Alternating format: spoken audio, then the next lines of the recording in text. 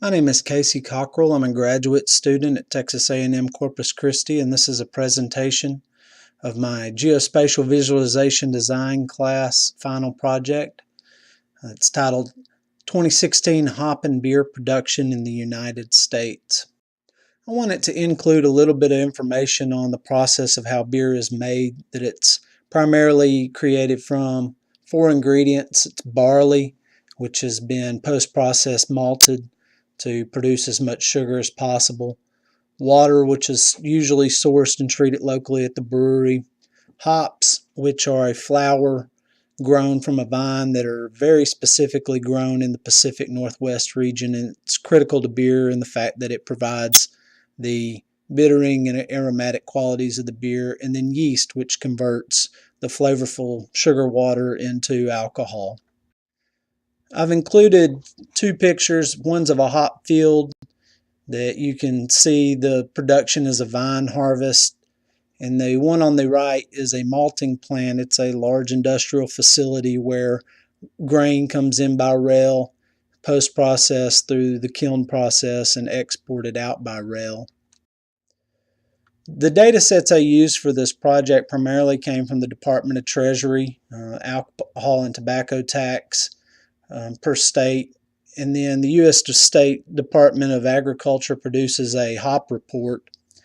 And the reason why my epic is 2016 is because the Treasury reports 1 year post. So in January 2017, I was getting information for January 2016.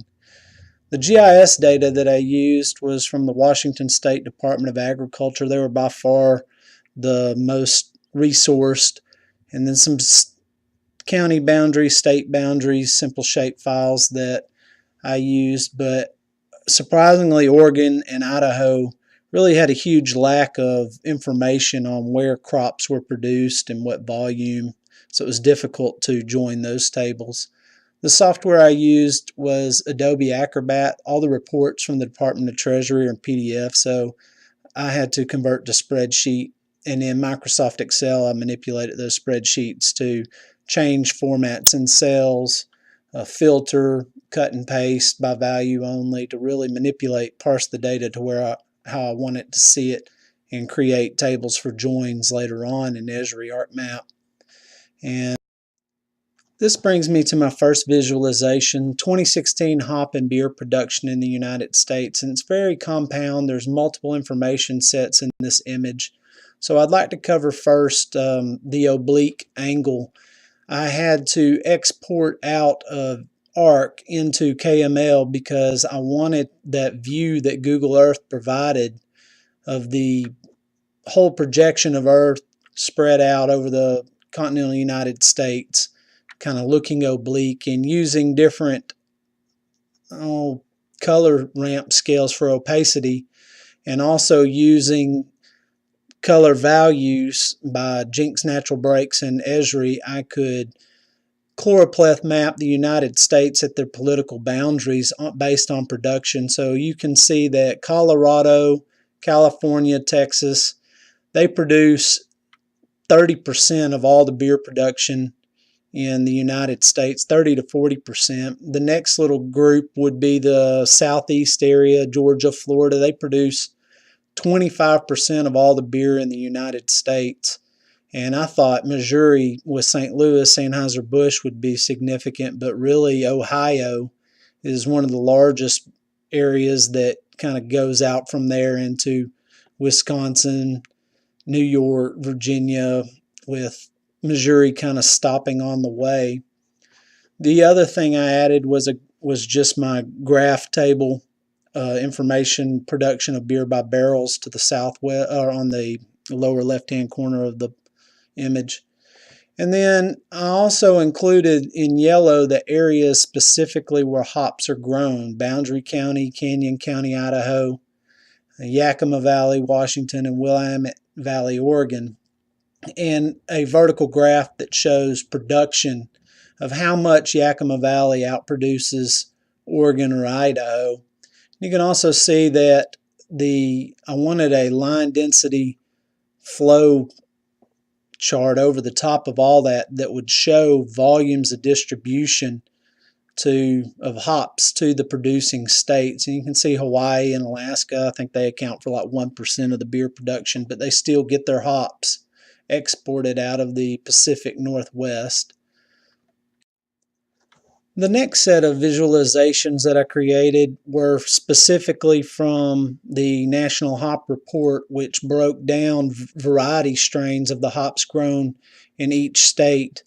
And using a template of a graph, after I kind of made a dual circle pie graph with exploded radiuses and isolation to some of the, and then also varying the color, I made a series of graphs that show the varieties grown, where Cascade has got it's your generic IPA, Chinook's got a piney flavor, Citra's got a floral flavor, Mosaic is earth mushroom tea, and then Simcoe's got some dank flavor, where other varieties would be super high in alpha acids, mainly for their bittering processes.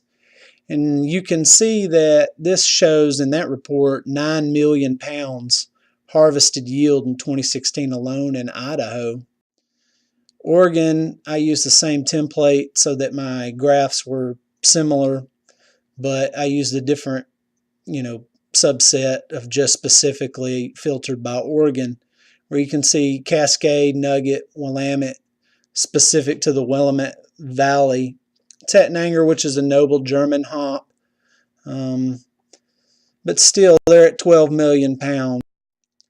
Washington State outproduced Oregon and Idaho 7-8 times fold, and their variety also outperforms that they have so many different experimental, proprietary, trademark, restricted types of specific hops. It also in that report showed 65 million pounds harvested, and I wanted to show this next image, just a repeat of my first visualization, that I think the 65 million pound difference, or the total 87 million pounds produced report by the USDA, is harvested, whereas I think the taxable volumes are post-processed. So there's a lot of factory that goes into the hop production process as they dehydrate and make derived hop products like lupulin oil or bittering oils or hop dust or extracts. Also the pelletization process, whereas hops are measured in ounces.